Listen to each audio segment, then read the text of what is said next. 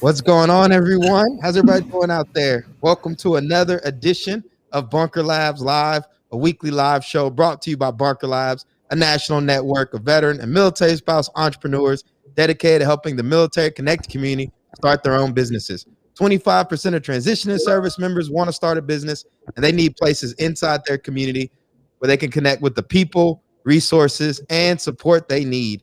That's why we're here. And before we get into introducing our guest for today, I think we should go ahead and get started off by letting everybody know what's going on in the bunker. So, Amy, want to go ahead and pass on the information? Sure. We've got I lied. We've got two events this week. We've got two in-person events this week. The first one is in Pittsburgh. It's in person, as I said, this Thursday, May 20th at 6 p.m. The next event we have this week is also the same day in Phoenix, in person, May 20th at 5 p.m. Mountain Time. And then that's it for this week. But we also have another in-person event next week on the 27th, Thursday, at 5:30 p.m. in Knoxville. So that is Eastern Time.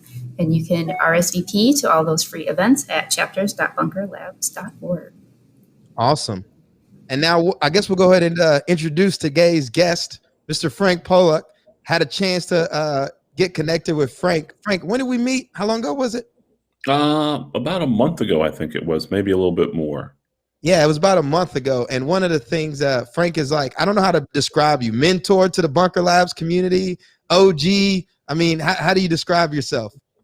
I chair the CPG CEOcircle, and I've been a volunteer for, I guess, 4 years now.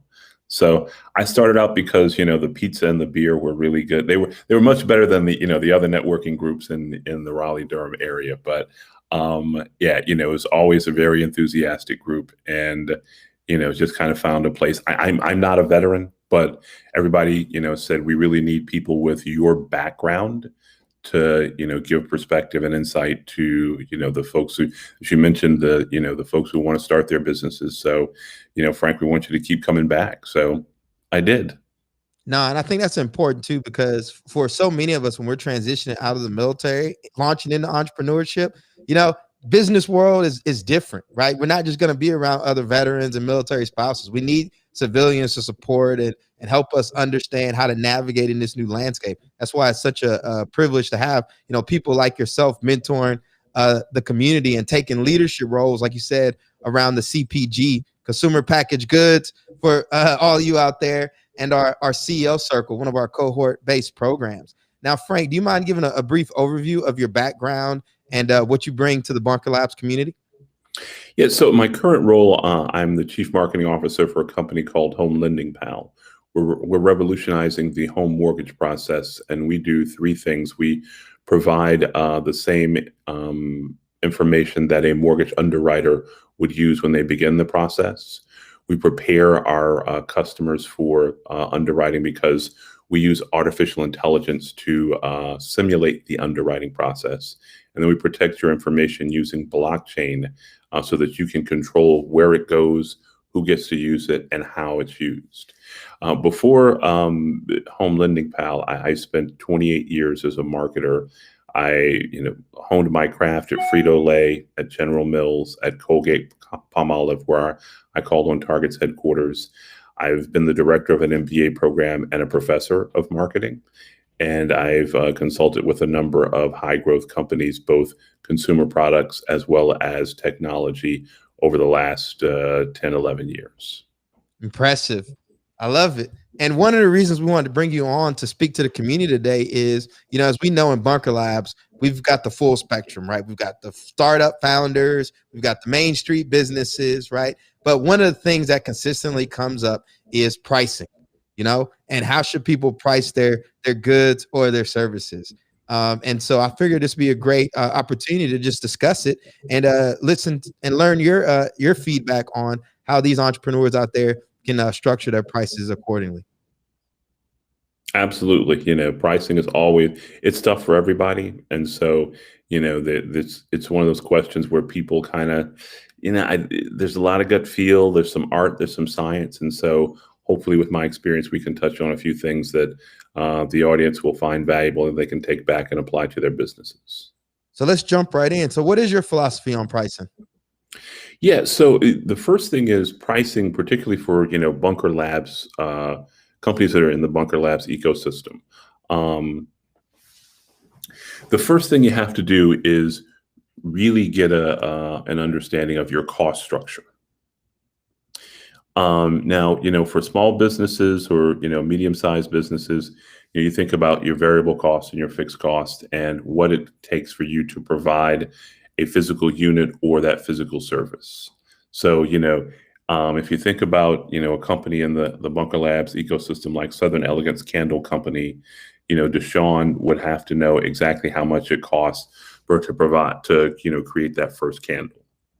You think about somebody like Iron Man, then you've got both your podcast and your boxing work. So how much does it cost to to back all the way in all the time to research, to practice, to prepare, to deliver the podcast, to sell the ads? All those kinds of things have to go in. So this is really about a cost-based pricing. So it costs me, let's say, $1. I need to make a decent margin on this so I can charge $1.50, $1.75, $2. Okay, so that's really where you start. Now, there's also a philosophy that pricing is going to be aligned with your brand. Now, it's important to think about this because let's say that if everybody here had on this that you can see on the screen and in the audience has a smartphone.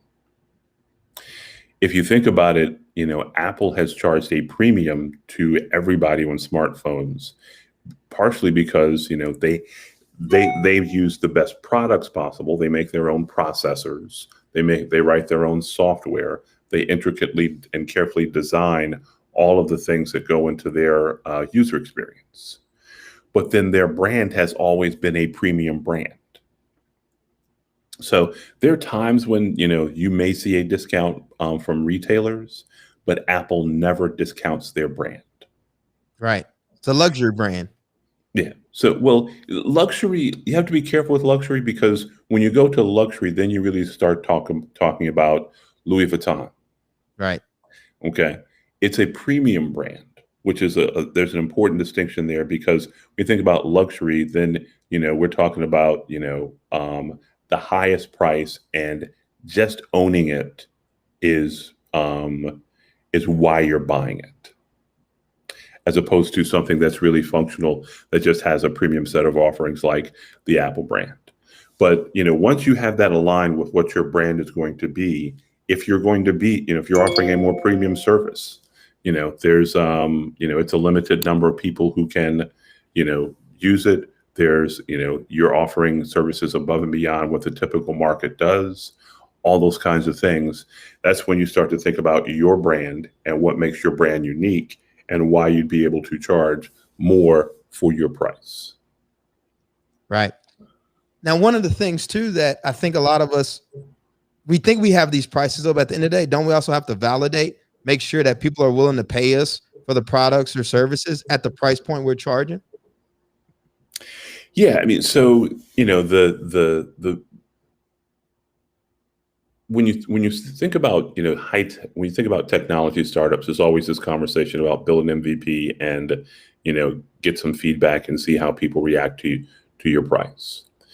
When you have more Main Street businesses like we do with Bunker, yeah, I mean, there's always a question around getting the price in front of people, and the fact of the matter is, you have to do a different set of research for more Main Street businesses because you're physically constrained by this is the market around you. So you have to understand that market, and you have to have a great idea of how many people can come by here that are comfortable paying that price. So I'll give you a great example. Where I live in Durham, there is a running store. Around the store, you have 4 national chains, including a New Balance store, that sell premium sneakers for runners and for fitness enthusiasts. They understand, however, that the market in this particular geography will A, focus on local, and B, pay a premium for the level of service that they provide. So they, do a custom fitting. Yes, Durham, North Carolina. Is that Ellsworth Tony Williams? Yeah. Old City, baby. So, but they understand that, Durham's very much focused on local, and that the level of service they provide, they can charge a premium for everything, because they build a relationship with the people who are in this community, and they understand that that because of that relationship and the local nature of the business, they're going to be able to charge more. Understood. Like I was in I went to school in Annapolis at the Naval Academy. So sailing, all that kind of stuff, right? That's part of the culture. So it's expected there that you're going to pay a premium price for certain things. It's not outside the norm. All right. What's our second lesson? What's lesson number 2? Yeah. So I mentioned this earlier, the brand, making sure that, price and the brand align there. So actually, I think we have pricing and channels. So I may have, I jumped, we can do pricing and channels. I apologize. So pricing and channels are inseparable. So, there's always a conversation, how you deliver the product or service, the channel, and the price that you're able to charge in that channel. And let me give you an example. Let me go to Charlinda Scales for a second, whom some of you may be familiar with. Charlinda has a company called Mutt Sauce, and they have sauces and seasonings that are used. Great stuff. I'm a huge fan of them. I like to grill a little bit. I'm not quite a pit master, but I do fire up the coals. Now, so she's going through this thing where she now has retail distribution. She also has online where she goes direct to consumer. Now, when you have a smaller business, you think about, should I use Amazon? Because, it's a different, you get a much larger audience and folks who may not find you online. Then you have, retail outlets, and you have, different, you have multiple ways that you're going to first communicate and second, get the product to the consumer. Each of those, you have to think through what your pricing strategy is going to be, because we go back to the cost structure for a second. Right. So Amazon is going to take a pretty good piece of your margin solely because they're Amazon. When you go into retail distribution, there's a price that you're going to charge. Let's say that you need a broker or a distributor to get you that shelf space at Kroger or at Publix, or Food Line if you're here in the Carolinas. You may need somebody who has a better relationship and a little more muscle. So you're gonna have to pay them a piece, and then they'll mark it up and sell it into the grocer. So the grocer then determines a price. You have a manufacturer suggested price. They may decide to do something different, have their price on the shelf, or promote it. But you have to think through each of these and each of the channels that you go through. So I don't want people to see the price to be, let's say, $6 over here, but $4 over here. Right. So how do you make sure that they don't do that? Is it just like private?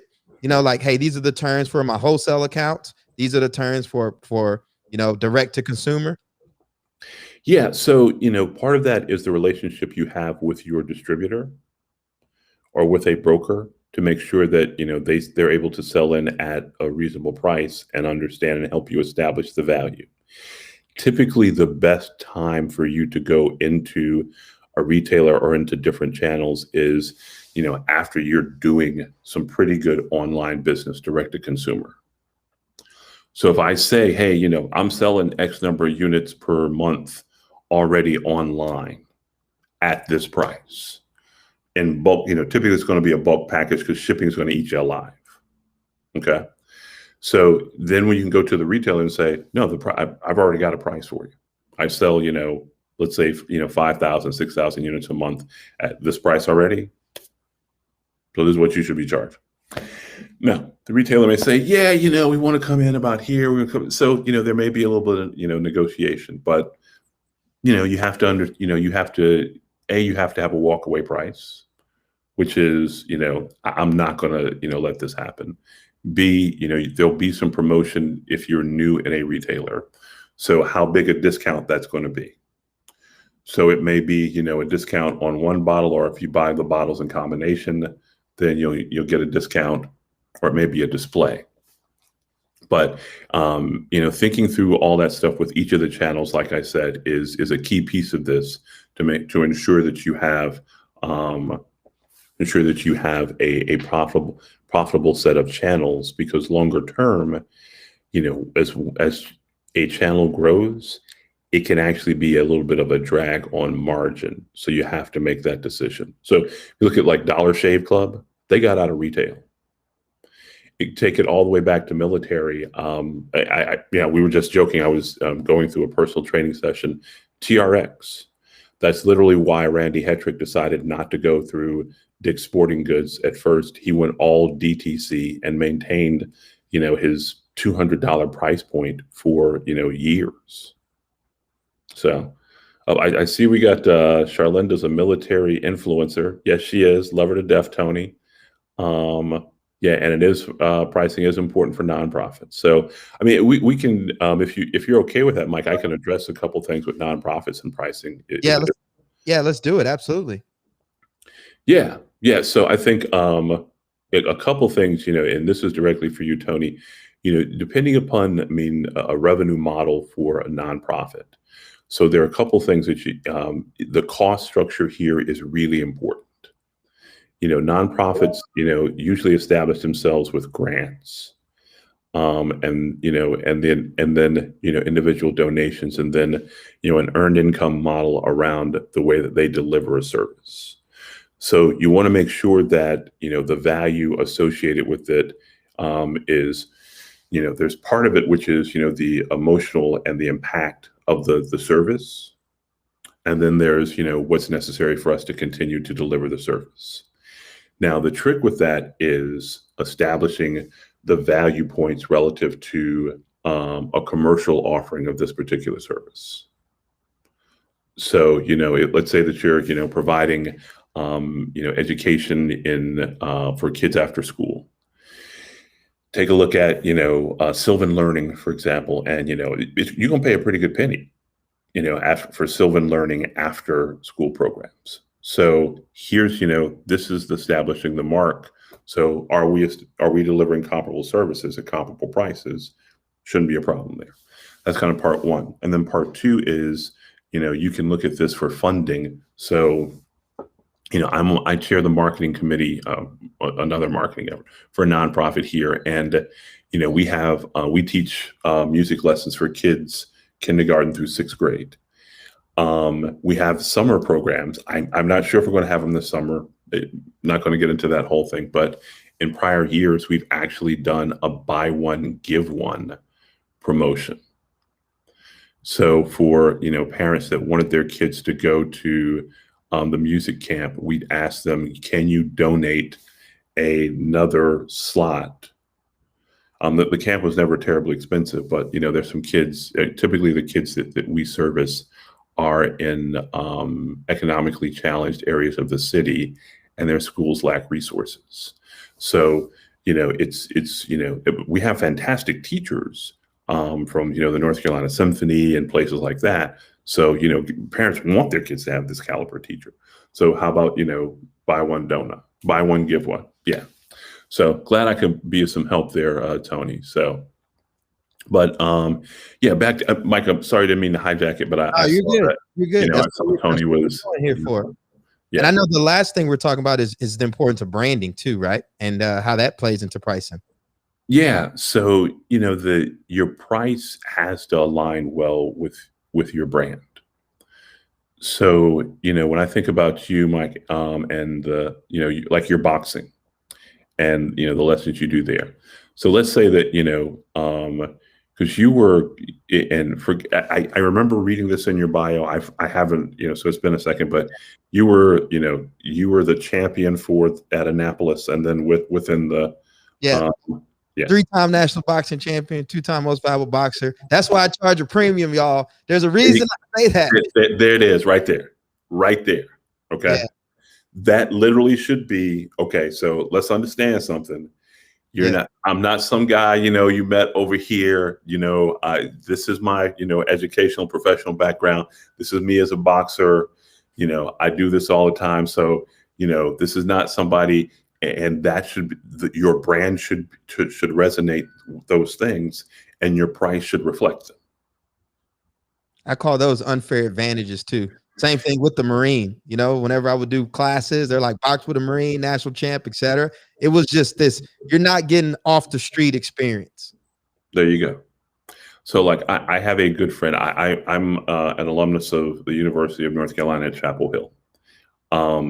So one of our legendary basketball players, Phil Ford, is a very good friend of mine. Phil played in the NBA. He coached in the NBA for a number of years, as well as he was an assistant at Carolina. So he periodically will, do one-on-one coaching sessions with, young people as they're, going through kind of the AAU basketball system to develop, individual development stuff. And, he charged it. I was like, Phil, you're really charging that little? I mean, you should be, you should be charging a few $100s an hour with your background and your pedigree. And there's a separate audience for that. So, he needed to brand it. And with you, Mike, branding yourself as, as national champion, highly skilled boxer, fantastic instructor. And, there's only, you're a 3-time national championship. That's a small group of people. So if you want that level of expertise, then you pay a premium. If you want that brand, you pay a premium. And so now you can build that into the apparel, into your equipment, into your style of training, into all of those pieces. And so this all comes together as an overarching theme, the brand, and allows you to charge a premium price. So as we wrap up this discussion on price, I know it was like a fast and furious for our listeners tuning in. Maybe I can get Frank to agree to come on the Transition podcast, and we'll do a little long form office hour session on there, just putting him on the spot. But can you summarize what we went over today, Frank, for our audience? Yeah, step number one, and Kai, if you can pull it up, make sure that you talk about your cost, you understand your cost structure. While most people associate marketing with creative stuff, there's be data driven and understand how much it costs you to produce the first unit or the service, and and start your pricing relative to there. Number two, so understand the channel. You need to think through pricing across the board. So if you're delivering your service or your products direct to consumer through some type of intermediary, understand the pricing implications there, and make sure that you have your cost structure, but your price appropriately so you can remain profitable in all your channels. And then number three, so make sure that you price accordingly with your brand. If you have a premium skill set, if you have, you're building a premium brand, then you want to price appropriately. Now, the flip side of that is, if it is, a general market item that you're really trying to do turns as much as possible and as much volume as possible to generate your profitability, that's cool too. Don't get me wrong. Both those models work. Aldi is an extremely profitable business. Okay. The same thing with, since Tony's down in Florida, Publix is a very profitable business and it's premium. So, but understand your brand and make sure that you have those things you think through them as you create your pricing. So those are the three quick takeaways Yep, Mark, include everything. So, but yeah, happy to come on the Transitions podcast, Mike. Just let me know, and always happy to help out the Bunker Labs community. Appreciate it. Now, one of the things we do on this show, what Frank, is we give book recommendations too. So I'm going to give one, but if you have a book recommendation you would like to share with our audience, feel free to do so. A book recommendation. You caught me off guard. Let me think. I'll let you think while I share mine. And my book recommendation is by actually a veteran named John Lee Dumas from the legendary podcast series Entrepreneur on Fire. And he has a great book called The Common Path to Uncommon Success, a roadmap to financial freedom and fulfillment. And this is a relatively new release. I actually saw it posted online by a VIR member, fellow VIR alumni, Kevin S. from Cavaness HR. And it's a great book. And one of the things he emphasizes is this big idea, how we all have these big ideas, but how do you actually execute on it to make it into a profitable venture? And he shares different techniques and tools. One of the big things that's allowed him to succeed is his podcast, Entrepreneur on Fire, where he releases a daily podcast. And he's done it since, I think 2014, 2013, something along those lines. But he just walks the dog on everything he's done wrong and everything's done right in order to achieve the kind of uncommon success. So one of the things we talked about today is pricing.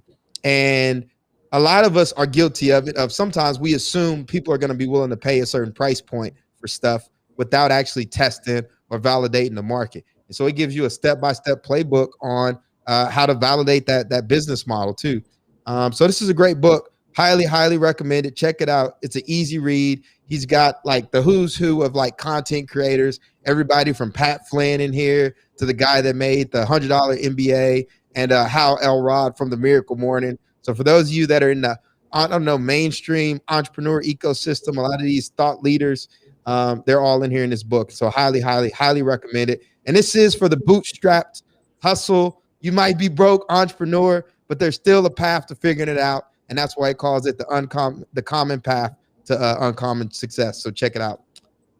Yeah, Mike, just listening to you, something just struck a chord with me. Shoe Dog, but Phil Knight's story. Yep. Is a great read if you want to understand the entrepreneurial process.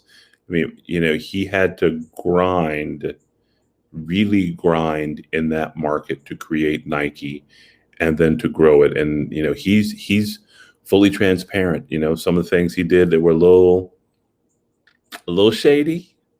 Some of the things he did that were really smart. He got them all in the book. But yeah, it's a longer read, but it's a great read. The other one I would say is Do More Faster. It's part of the Techstars series. DOG, Tony. But it's part of the Techstars series of books. It's called Do More Faster. There's another book in the Techstars series called Sell More Faster. And so Do More Faster is a collection of lessons from like 50 or so each. There are 50 entrepreneurs that have gone through Techstars accelerators, and each one writes a chapter.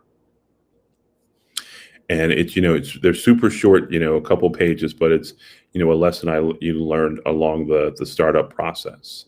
They're obviously, tech companies since they are Techstars, but there are a ton of lessons for any business owner. Sell More Faster is really about understanding your target consumer or target customer and really putting together your selling process and making sure that, when somebody comes in your business, you're ready to, sell them the full, 3 months of training one-on-one with, a national champion boxer, and the personal training sessions, the recovery sessions. You get them with supplements, you're getting them with massages, so really thinking through this whole process of how do I get, who's my ideal customer, and how do I make sure that I close the sale with them as effectively as possible and as systematically as possible. So to recap, we gave The Common Path by John Lee Dumas, Shoe Dog by Phil Knight, Do More Faster, and Sell More Faster in the Techstars series. And I'll just say this, I really like Brad Fields as an author. I read his book, Venture Deals. I listened to a couple podcasts, super knowledgeable, and is really putting back into the community. So I know here, professional, in the military, we say PME. In the civilian world, there ain't really no PME anymore. You've got to get out there and adopt this always learning mindset. So that's why we like to share those books and the content. Okay, Mike. Okay, I'm a civilian. PME means professional military education. Okay. So let me. So I will say this. Let me offer one, unsolicited thought here about this process of starting and growing your business. Keep a journal. Really write down your thoughts, and the process of forcing yourself to distill your thoughts around a challenge or around a question, what do I do next, or around this process, it really helps you get out of that emotional space, the analysis paralysis, and get to a more logical step. And it's the best education that you're going to be able to find. I can give you advice, but nothing is better than you having a clear understanding of that process. That self-awareness and that reflection can't underestimate it. As we close out here, I want to thank Frank for joining us, dropping all these gems and his knowledge, sharing those books. I want to thank my colleagues, Amy and Kai back there. You see, they've been quiet, but they're really running the chat, handling all the video production. Wouldn't be possible without them. And for everyone who's tuning in, we also need you to do us a favor and be sure to check out the Transition Podcast. It's on iTunes, Spotify, Stitcher, your favorite podcast hosting platforms. And the sole purpose of that podcast is to allow us to demystify the entrepreneur experience for veterans and military spouses who've already made or are looking to make the transition into entrepreneurship. None of this will be possible without our great sponsors, including the MetLife Foundation and the Gannett Foundation. The MetLife Foundation is committed to supporting veteran and military spouse entrepreneurs. In addition, the foundation also provides mentorship and financial health resources to veterans and military spouses transitioning into the workforce. And A Community Thrives is a program funded by the Gannett Foundation as part of the USA Today network, investing in community building initiatives across the country with the goal of creating a positive change through service to historically marginalized or under-resourced groups.